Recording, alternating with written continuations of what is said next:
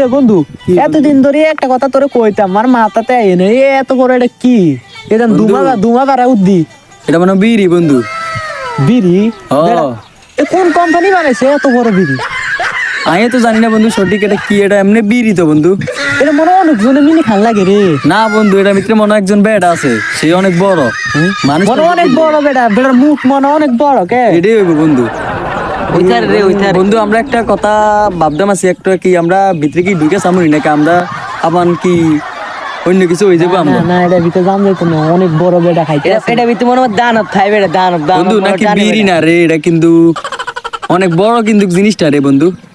হ দুমা বারা জানি বেশি করি বিড়ি মনে হয় অনেক গুণ জোড়া দিয়ে এটা বানাইছে কে?